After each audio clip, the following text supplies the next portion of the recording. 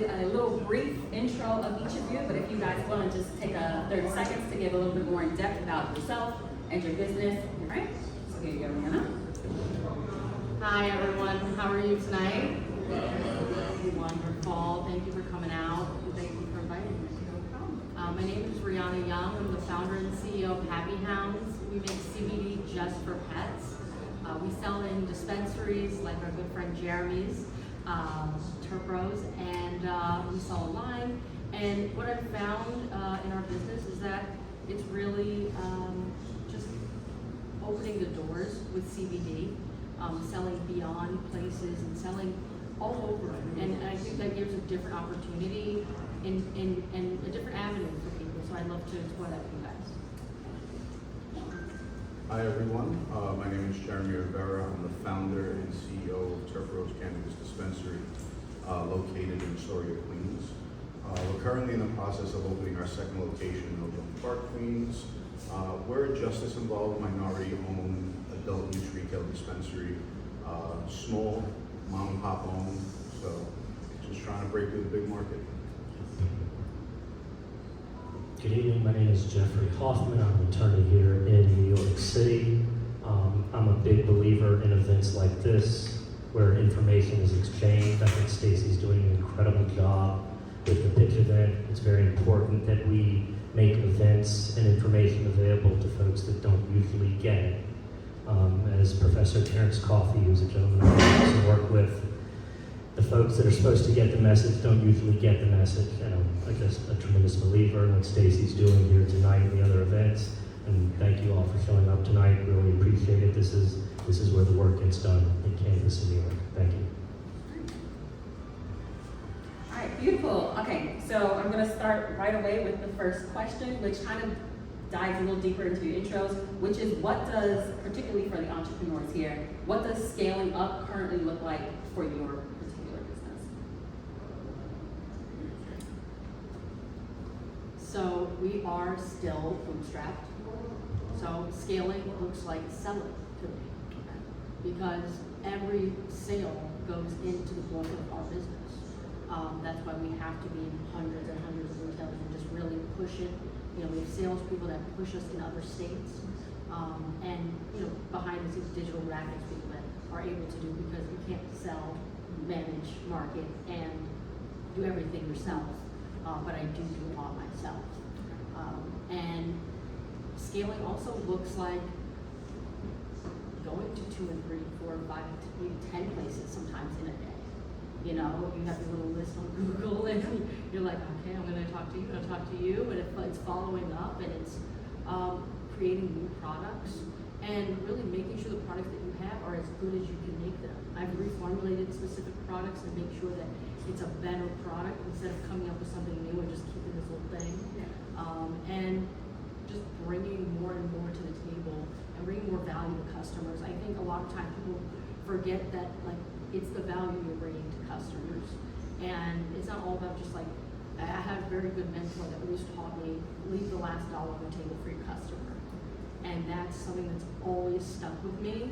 And I always like to make sure we're in person, we're meeting people. If you know Happy Hounds, you probably know me. And as you scale up, it gets, that gap widens, right? So, just really scaling looks like sharing our story and growing the business. So on the retail dispensary perspective, we're currently moving to our second location and starting to scale. For us, it's strategy. Like Rianna said, we're also a small business that's bootstrapped, so we're funding our second endeavor based on the sales of our first endeavor. So strategy becomes like the primary focus on being able to move forward and scale. By strategy, it's finding your location, making sure it's conducive to sales, making sure the business deals that you're acquiring are also beneficial for the long-term effect of the way you want your dispensary to grow and scale. Sometimes we get caught up in the excitement of opening a dispensary and we forget that this is a business, right? We have to be able to strategize and make sure we're making good deals that are for the long term. Scaling is difficult. Scaling looks like sacrifice. It looks like long nights. It looks like sleepless nights. Scaling isn't easy, and it's not for the weak at heart, but it is for those entrepreneurs that are on the more aggressive and alpha side of business. Scaling hurts sometimes, you know. We're scaling into our second location. I've been ready to open for 4 months. I'm paying rent. I'm hemorrhaging money, and I'm stuck in a process that's governed by an agency that sometimes has disconnect in communication. So scaling sometimes also looks like losing. But you have to see past those gray clouds and look at the end result, right? You may lose now the small battles, but you need to look into winning the larger scale war. So as far as scaling, the two answers you've heard before were from folks that are in retail, that are dealing with a physical product and a physical place. I'm an attorney that doesn't necessarily have a space, right? The idea of offering a service and the idea of basically being an information business, right? I think lawyering is in a general class of what we would call information businesses.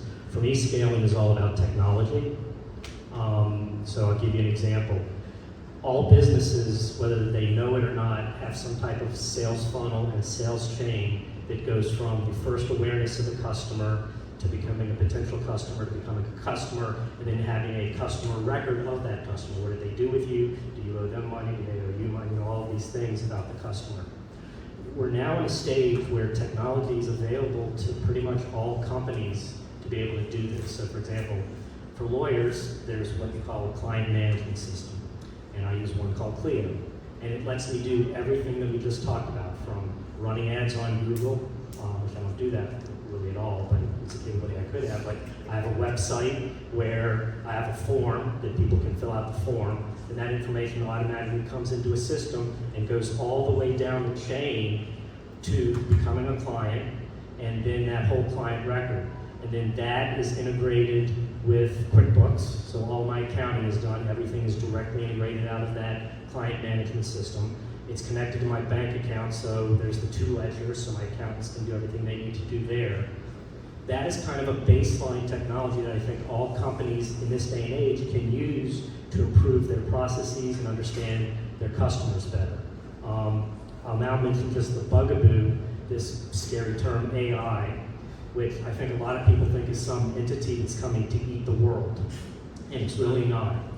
And the really best example I can kind of give for early adoption of AI, what we're starting to see in businesses that everyone interacts with, are chatbots that interact with you and give you information about your account or what you're doing with that business, right? So normally customer service until the last 10, 15, 20 years would have been a person picking up a phone and answering somebody's call. But in this day and age, you have software systems that can then look at data sets. Remember all this customer information that I talked about before? You can look at that and have a piece of software say, okay, I recognize this person from their phone number. Here's their accounts with us. Here's the 10 most common questions somebody asks about their account. And it's a completely automated system that enables this to happen. And you basically have your customer who has a way of speaking with your system. Hey, my name is Jeffrey, I'm account number 1234. Can you tell me the status of my last 4 orders, right? This is now automatable, right? So it's just changing the way we're able to do things as businesses, and even at a very small company level, these types of technologies can really drive change. And we have to talk with anybody about that a bit more, because I don't want to drill on a bit, but happy to talk about it any more if you're interested after. So I think that's actually a really good point to bring up when you're talking about scaling, how the fight around AI is too late. The time to be fighting against AI was like 5-10 years ago. We're at the stage where AI is here. We need to be adapting to figure out ways to incorporate it without it diminishing what we're providing into the space as entrepreneurs. So you should definitely be looking into how you can integrate AI, because other entrepreneurs are. So if you're not, you're basically getting left behind or doing more work than others can, which leads to them being able to achieve more things than you're going to be. And we should all be working, especially people in this room who are mostly people of color in this cannabis space, which is already difficult. We should be using as many advantages as we can, and AI is just one of those tools in that toolbox. All right, so next question, as we look a bit towards the future, let's take a little bit of a step back for Rianna and Jeremy.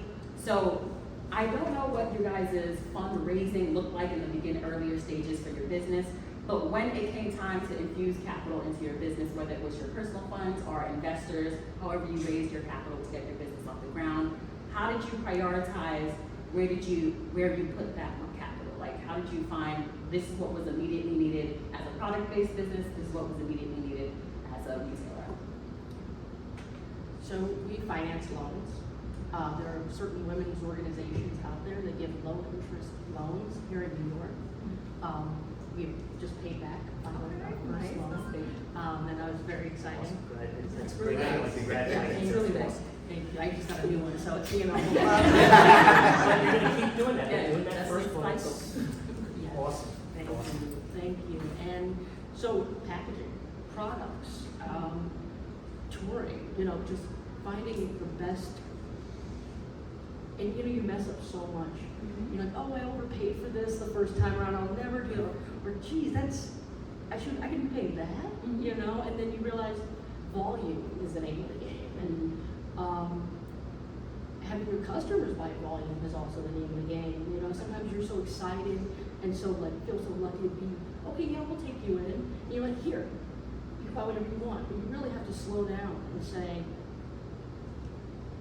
I want you to buy as much as you can, right? Because you need to look at your own cash flow. Because if you're not minding your cash flow, you're not minding how much you're spending, how much is coming in, you could be losing, and like you were saying about QuickBooks and integrating your systems, if you don't look at that and have something, especially with AI, looking at that already for you sometimes, you can end up being in a different place where you mentally thought you were, but financially, in actuality, you could be in a different place. And what else did I spend money on?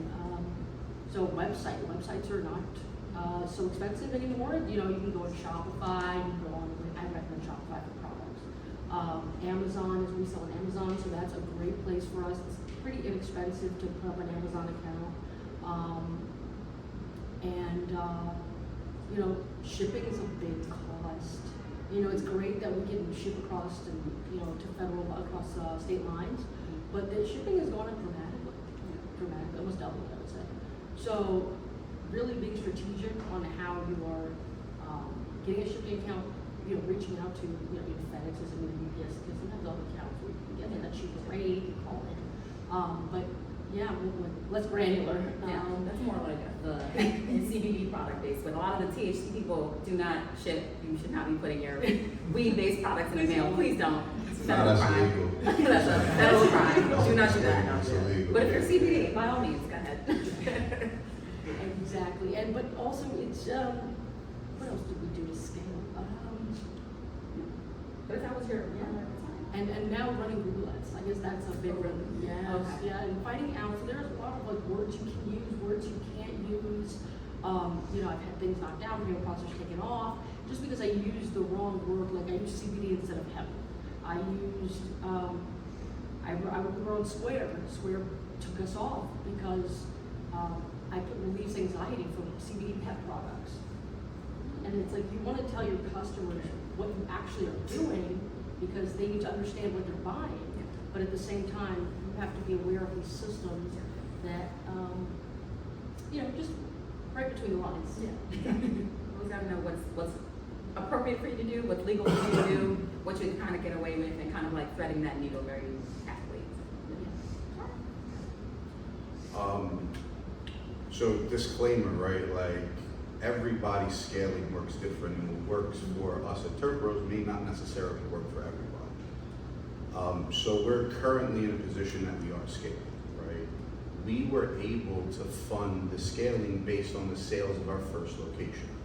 So you first want to be looking at what are you producing as a company, and how far have you looked into your profit and losses that you can allocate money either monthly, quarterly, or annually to sustain a scaling project, right? It goes into things that both Jeff and Rianna said, right? for a B2B business, making sure that we're not overbuying and making sure that we don't have so much COD and money cash out that we're not receiving or getting back, because that becomes a burden. In your day-to-day operations, creating efficiencies and making sure that you're streamlining and compartmentalizing all your individual sections so that they're running efficiently. What happens is our expenses become higher than our profits, and we aren't even able to sustain the businesses we're in, let alone scale another one. So that's if you're bootstrapping, right? You're basing your scaling and your ability on the company that you have that's, piggybacking the project. Now, if you're starting off and you don't have a store that's floating, or you may not have the bankroll and you're looking for the ability to scale or even to start and to receive an investor, the first thing we need to realize or find out about ourselves is, where do we place our company in the ability to get water to be invested into? How much have we invested into the idea that's created something that somebody else may want that's tangible? A brand, a website, a following, an email base, a social media page, a voice, right? A lot of us started with an idea, but how do you tangibly give that idea a value?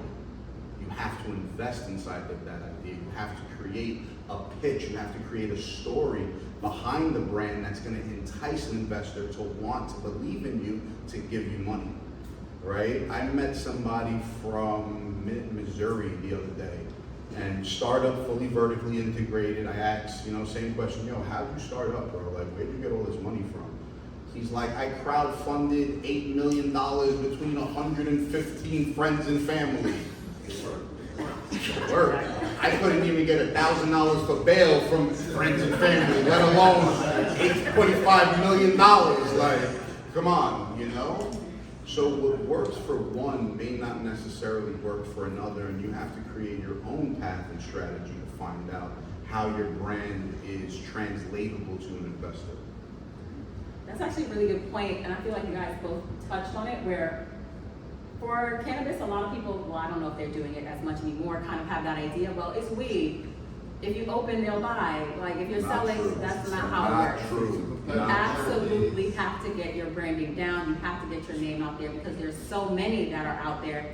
You can very easily and very quickly get lost in the shuffle. So you have to be very intentional about how you're marketing your brand, what image you're putting out there, consistently making sure that you're in front of customers' eyes, you're consistent with the story that you're telling, and even just having that digital footprint, like establishing a website, figure out how you're showing up in Google searches. How do you figure out how to get yourself higher up on those Google searches? Because you want it so that whenever anyone looks for something that's even slightly related to what you're offering, you're getting as high up in that search, because they don't know what they're searching for when they're searching. That's why they're on Google. You want to make sure that you kind of are intuitive to what they're looking for and how to meet them there, and make sure that you're presenting the most polished image of your brand as possible. Make it as easy as possible for the customer to find you, and that's what you should really be focusing on. All right, so this next question is actually for Jeffrey. What legal or structural steps do you see that founders often overlook when attempting to scale their businesses? Most of them. Okay. Nobody likes to pay their lawyers. I get it. Nobody likes to pay their accountants, Yep. right? This is some kind of necessary evil, some kind of gatekeeping people that I have to fork over my hard-earned money to in order to operate my business. I get it. The world is a complicated place. I had someone approach me very recently that wanted to sell part of their LLC and showed me a joint venture document that they had created on ChatGPT with a whole host of other things you can imagine in it that aren't even remotely related to what they wanted to do, and said, this is good, we can go with this, right? I was like, you can do whatever you want to do. So the world is a complicated place. And here in Cannabis land, we've got this MRTA thing, which is several hundred pages of gibberish. We've got 344 pages of regulation that sometimes violate what's in the other multi-hundred-page document. And so it behooves you to work with folks that know what's going on, right? Like, can you advertise on billboards? No, so don't make rules saying you can, right? I mean, you gotta, there's all kinds of weirdness going on here. So if you overlook those pieces of the puzzle, what are the formative rules in your industry? I'm talking about cannabis, so it's the MRTA, MRTA, whichever way you like to say it. You got a bunch of regulations that the regulator made. It's a lot of stuff. You want to become an expert on that stuff. I mean, you should be on the part that's particular to you, right? If you're a dispensary, you better know the dispensary ranks better than me and Ben and Steph and Andrew back there, right? Because you're going to go out of business if you don't. But these people and I know most of the 344 pages and a lot of what's in the other thing. And if you don't know that, forget the competitive disadvantage that Stacy was talking about of not having the same technology. You're not even playing the same game. And it can go both ways. It's not just what you can't do. Part of the law and the regulations is, okay, what are creative ways we can do? And if you can figure that out, you can, I mean, eventually your competitors are going to do it too, because they're going to look at you and you're going to be successful. And let's be clear, success gets copied. But you need experts on those things to help you. As smart as you are, as good a founder as you are, as good as you know about your idea, if you don't have the backbone to support you of these experts in legal, in accounting, if you're running a dispensary in the compliance, I mean some of that's law, but mostly that I would think would be a person that's actually run a store, right?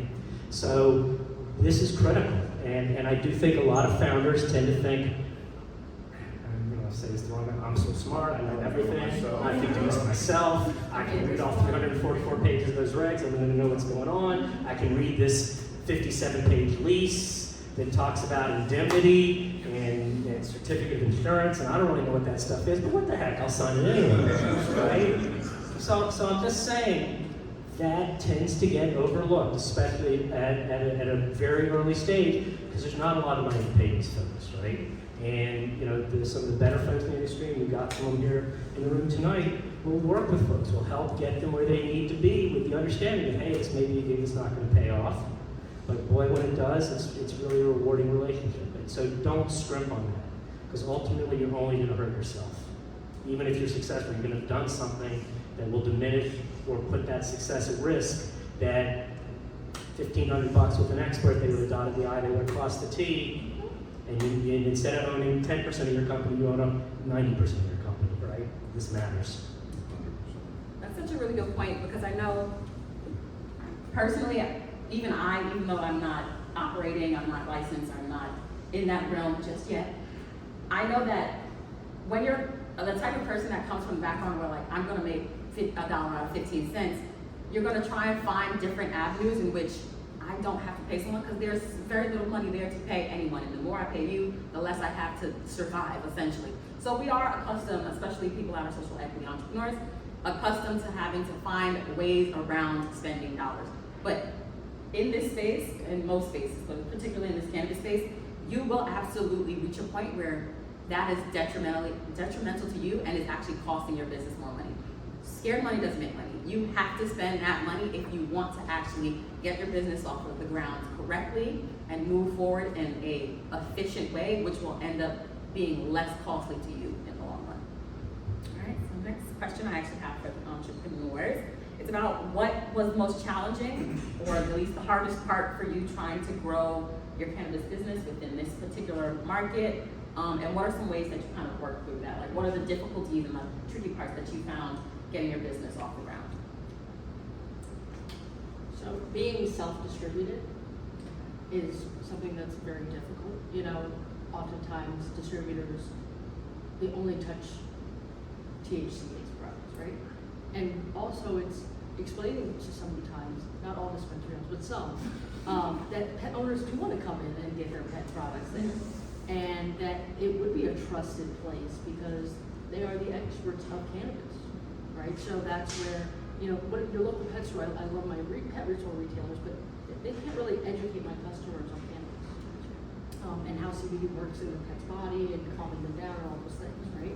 So, and then explaining and re-explaining, and there's this great thing in New York, it's called, is it Little Words? Little. And so you could tell a retailer, What like, was that? Little alerts. And it literally shows the sales numbers of every product in every dispensary across the country, in all legal states, but obviously in New York. And so I can say, hey, go look at my numbers at the store. We're doing numbers in your area. It would work in your store. And then they'll go and look and be like, oh, okay. So that's a very useful tool. I actually don't even have access to it because it's kind of expensive. So I have someone who sends me screenshots, to be honest. Gotta get where you can. Exactly. Another challenge is, our cash lifestyle was not the same as the THC brand. So it's a little bit smaller. So we have to spread ourselves out a whole lot more. I have to have this many more retailers, this much more online sales, and making sure I'm really hitting those customers online again and again and again. Especially the flows, getting people in. And having to be COD sometimes. Changing how your payment terms are, and really just making it so that your business works for you and not being like afraid. A lot of times, especially as women, I'm not gonna lie. You don't want to make other people feel like they need to change and change how they're doing business for you. Gotcha.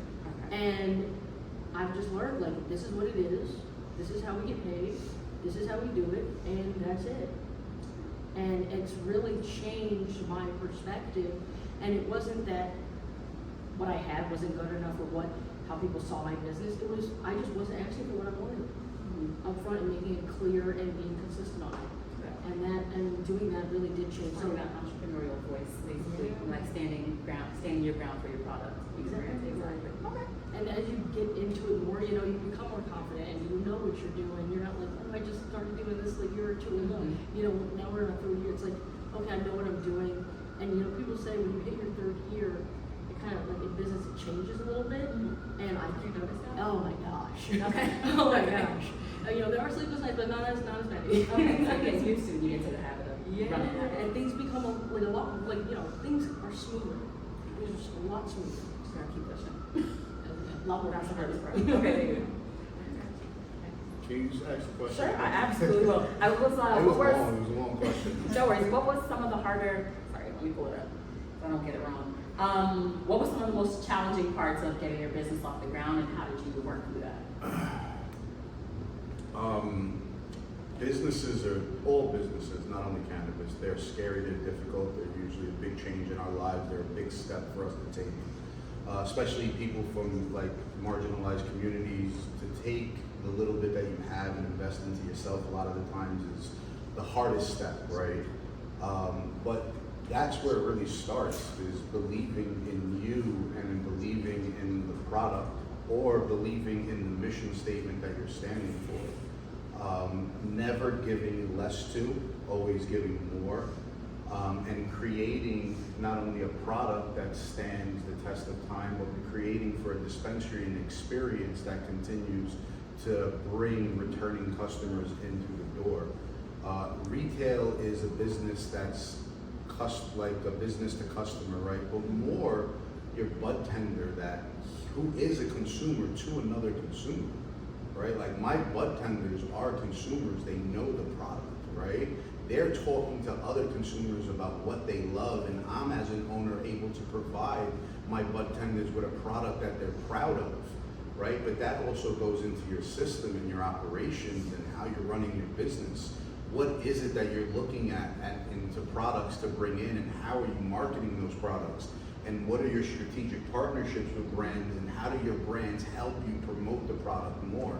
It's a symbiotic relationship, retail, because you can take brands in, but the brands won't sell, right? You can take brands in that you might not necessarily like. Now you're pushing a product that's subpar to even you, but the margins were good, right? Oh, I'm making an extra %, or I got a 60-day net instead of a 30-day net, or I got a 30-day net instead of a COD. But that's not necessarily how business always works, right? You have to be able to provide something to your consumer that they're happy with, that they're proud of, and they're willing to come and shop again with. So just biggest challenges is staying true to brand and creating something that's translatable to a consumer that they fall in love with, right? An experience that's unlike any other dispensary, because the truth is, we all have a lot of the same shit, right? Some of us have more or less of some shit, but we still got a lot of the same shit. The difference is the experience the consumer receives once they walk into those doors and the feeling they have once they leave through those doors. And that's what you can curate, right? You can curate that and lock it down to a T. Operations, right? Again, we're talking about billing systems, and we're talking about artificial intelligence and software systems and tech stacks, right? That's basically what it is a tech stack. What POS are you using? How is it efficient? What is your marketing company? What is your email solution? How are you collecting information? How are you marketing yourself? What is your digital design company, or how are you getting digitals and creating a presence that consumers are relating with? Where are you putting those? Do you know the regulations on where you can put your advertisement? Are you doing direct out of home? Are you doing programmatic? Or like, how are you actually working the system to introduce the brand to the faces of net new customers that are gonna come in, you're gonna give them a great experience, and now they're your customers repeating every 20 days. How do you create that? How do you create those efficiencies? It's systems and structures, right? It's dialing it down. It doesn't come in the first month. It doesn't come in the second month. It doesn't come in the third month. I'm working on our 20th month and I'm still learning every day. I've placed people, like Jeffrey said, that are the professionals in the space to advise me. I'm the CEO, I'm the founder, I'm the boss. Yeah, like my say is final. But at the end of the day, I never say no to hearing a good opinion or a good set of something that we can better the operation with, right? What type of leader are you? What type of CEO and what type of general are you that are you leading your masses properly that you're getting reciprocated the production? Because we can have great team members but be shitty bosses, and that's not conducive to productivity, right? So there's a lot of things that are gonna allow you to scale or not to scale and fail, right? It's everything we've said here. It's not easy, it's difficult as fuck. Like, for real, like, I don't have a retail experience at all, zero. I didn't sell weed in California, I didn't sell weed in Arizona, I never had a retail business, nothing. I was a drug dealer. I went to prison, came home, and changed my life, right? But I took what I knew and translated it into a legitimate business. All of us have skills. Each and every one of us has something that makes us really, really special in our own way, in our own space. How do we amplify that? How do we find other people that have that same skill in a place that we're deficient? I'm not artistic at all. I don't have like that artsy brain thought that like creates things, but my partner does. I'm a systems person, right? I work on black and white numbers. That's what I'm good at. But my partner is good at designing. My partner is good at thought process. My other partner is good with accounting, right? These are things I suck at. But like Jeffrey said, you need the people around you that make your weaknesses strengths and you make their weaknesses strengths. That's actually a really good point. The idea that building out your team can make or break your business. Knowing what your strong suits are, where you fall short is actually almost, if not more important than knowing your strengths. Knowing where you're short so that you can find people that can make up for that. And building not only just a team that on the managerial side that catches where you're short, but also building out that bud tenders that is knowledgeable, personable, because they are the ones that are cultivating the experience in your dispensaries for the consumers. And so much about what makes a customer come back, return over and over, because as you mentioned, most of these dispensaries have the same stuff. What is your dispensary doing different? What experience is a customer having in that dispensary that's making them want to return to you and not the one that's 1,000 feet away? And getting that leadership role down so that you can cultivate a team of bud tenders that know what they're doing and is establishing the story that you want your store to tell is extremely important. And also partnering with brands that are doing the brand days and coming to your dispensary and making sure that they're selling their brand as hard as they can in your store. Because a lot of that is getting a product on a shelf is barely the half of the journey. You have to make sure that that product turns over. You have to make sure that that retailer is actually gonna buy you again once they sell out. Because if your stuff stays on their shelves for months at a time, there's really no point in them coming back to you and say, hey, let me re-get.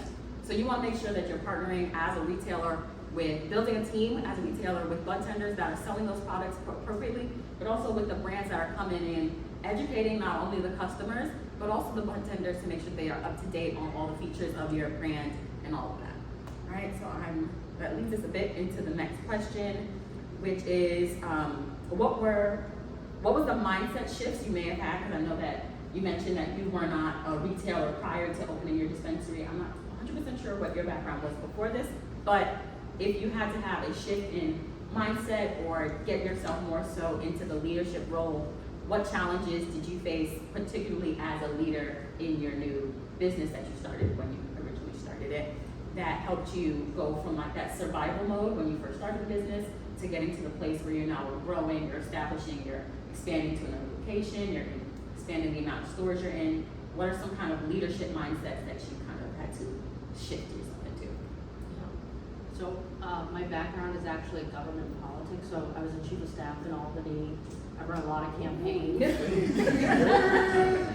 run a lot of campaigns and some statewide, and New York State population is like some countries, so it's not a small campaign we're running. And so it's a lot of, sometimes you're sleeping in the office of the Board of Elections all night, overnight, to make sure you're a person number one on the ballot, so because things like that matter. But that really translated because it was like this relentless, hard-working, except I would say the one major, you're breaking down demographics, you're breaking down maps, breaking down triple prime versus this kind of voter, and you're looking at lists of millions of people, tend to vote, it's like hundreds of thousands, right? Yeah. So, you're breaking down all these things and you're calling and it's like this short spurt, and then also it's, when you're working you're getting your boss. So a lot of the same concepts, I would say, like you're trying to keep somebody in office, you're trying to keep your product in the store, you're searching for new ground. And I would say one of the big differences, instead of selling like thin air, I'm actually selling something physical that you can actually be like, oh yeah, that does work. So I can actually come back to you and say, oh, that was really great, you really did change my pet's life, and we can travel easier with them, and we can really like make more memories and live a better life together. And I think that's what people really want, is like thriving and living a better life and being happier. And so taking that from my background and really infusing that in a way that really felt honest to me was a big part of it. Can you ask the question? So shifting into, it's perfectly fine. We completely understand in this room. So shifting into the role of like a CEO and a co-founder of this business, because it's not something you've done before, what were some challenges in the shift in mindset from your experience within drug dealing, being in jail, or just your life outside of that? Because I don't want to label you as that's all you work. That's not true. But getting yourself into okay, I'll try to be nice. Changing yourself into the mindset of being a leader within this business. What shifted for you, or was it just something that came naturally to you, if that's the case? So that's really the truth of the matter. And this is like the reality of life and business. Some people got it, some people don't. You're a boss before you get into business, right? You're a leader before you have a group to lead. It's who you are. It's your personality. It's how you thrive. It's the way you think. And again, some people have it, some people don't. Some people can learn it, right? You can learn to have a business mindset. You can learn to be more strategic, but you also have to make sure who you're learning from is ethical and bound to a reality that's true. I myself, right, spending time in prison and being in gangs and having leaders and leading in certain ways, I just translated into a different language in the way general business works, because the business world and the street world are very similar, except people in the business world don't go to jail, right? But it's the same thing. You have to be able to study yourself and understand your flaws and understand how you need to grow as an individual to become a better leader, to lead the people beneath you strategically, wisely, and honestly. It's a difficult process to translate sometimes, because for myself, I'm like, yo, fuck, man, I like want to kick shit over, and I want to like flip out sometimes, you know, like we go back to our animalistic nature sometimes of anger and aggression. We need to learn that that doesn't translate into general business language, right? So learning yourself and the type of person you are, but always keeping yourself in check, right? Keeping that boundary around you that keeps you afloat and focused on what the end goal is, and then being able to lead your group and have them trust you, right? That's a big thing. Companies work efficiently because the people who work for those companies believe in the company. When they don't believe in the company, you see the flaws and you see the lack of production or quality thereof. But a good leader can curate a good group of soldiers, right? A good group of workers, a good group of the next basis of entrepreneurs. When we hired with the intention of finding the people who, yes, fit the mold, but also didn't fit the mold, had things that we needed, had things that were identifiable only to them, and skills that we felt they really had outside of everybody else that we may not have necessarily been looking for, but once we saw it, and Amy helped with our job fair, we found some amazing people. Some people that are still employed 20 months later, right? I have a great retention rate. We had to get rid of a couple people get complacent, they steal, you gotta fire them. But for the most part, you know, we have a pretty decent retention rate, and I feel that also has to do with the way we lead our group. It's a change, you know, as you also grow, you also largen yourself as a target, right? As you open your mouth more, you're able to get apples thrown at you. So we also have to take the ramifications of being a good leader, right? Because it isn't always just peaches and cream. It isn't always that you get the applause and the flowers, right? There are moments in time where you have to battle through the storms to show how good of a leader you actually are, or who you actually really are, right? The life and the universe puts you through tests to see if you're really ready for these next battles and these next growth stages. So you're gonna grow every day. Every day I learn something new. I learn something from the person who comes in to clean the vents in my AC, to my assistant manager. I learn things from my kids. My 6-year-old daughter teaches me things.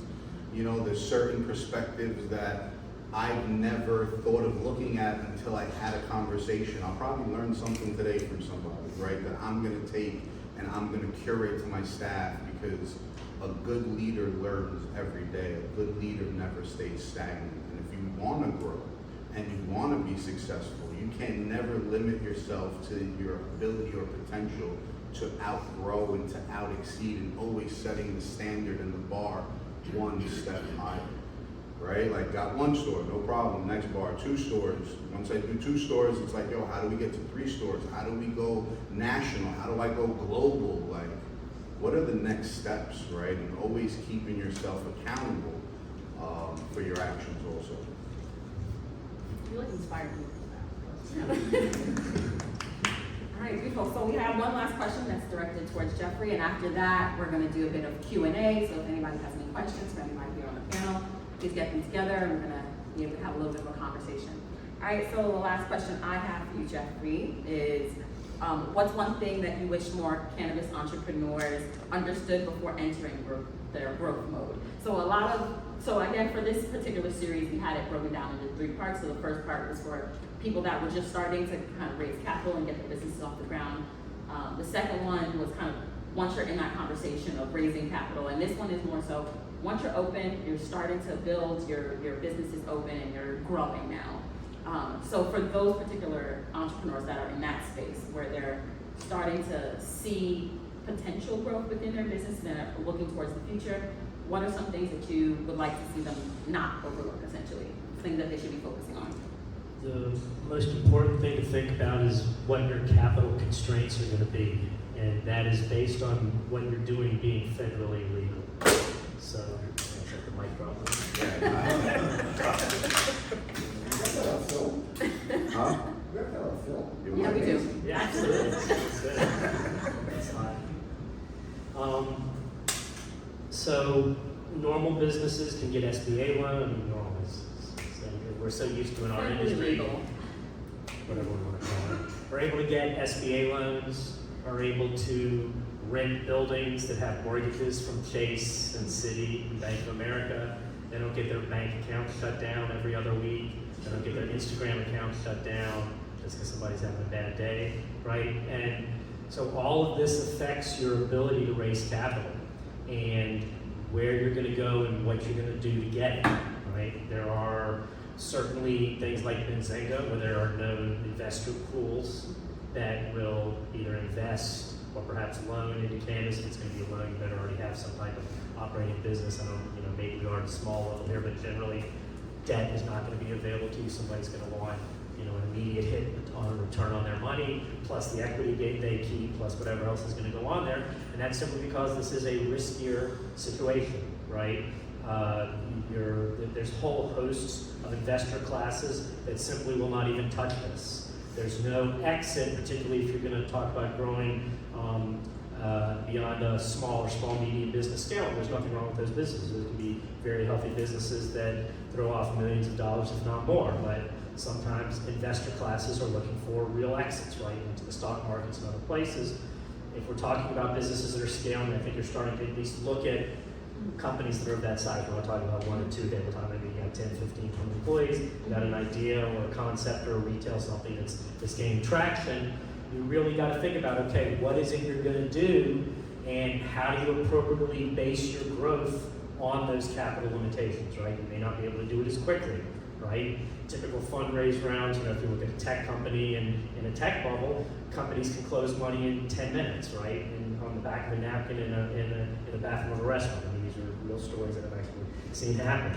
That's not what cannabis is, right? This is going to be a bit more of a slog, and I do think a lot of people really underestimate where they think they're going to get capital from. I mean, I regularly have people in cannabis that come up to me and say, what about getting an SBA loan? I'm like, well, if you want to, let's petition your Congress folks and let's get this all made legal, and then we can get you an SBA loan, right? And I mean, similarly, I deal with tons of people that are trying now to rent stores for their dispensaries. And one of the things you have to make sure of is who's got the mortgage on the building, right? We just heard a phenomenal story about what's going on out in Long Island, where apparently there's a dispensary open in a commercial office park, where the bylaws of the commercial office park say none of the uses of any of the rental properties can be federally illegal, because that will probably get the mortgages called on everybody's properties, right? So I mean, there's a real shit show that's about to happen. I mean, I posted about this and put a little popcorn icon. I mean, if you really want to see some soap operas about what's going to happen in cannabis, this is the type of thing, and that is because you're unfortunately a federally illegal business. So a lot of people don't think ahead, like, what are going to be my constraints on being able to open as far as retail, as far as the premises? What are going to be my constraints as far as banking? What opportunities are there for an exit? Again, any investor is going to want an exit. Is there somebody out there that's going to want to buy this business? Is there an opportunity to go public? And at least in Canada, you can do that for a while, although all those companies are trading at tremendous discounts to what they initially went public to. But this is what I think a lot of people overlook, is that in cannabis, there are going to be constraints in all of these places where if you were just operating basically any other business in the United States, you wouldn't have to think about any of these things. All right, thank you. All right, thank you guys so much. Don't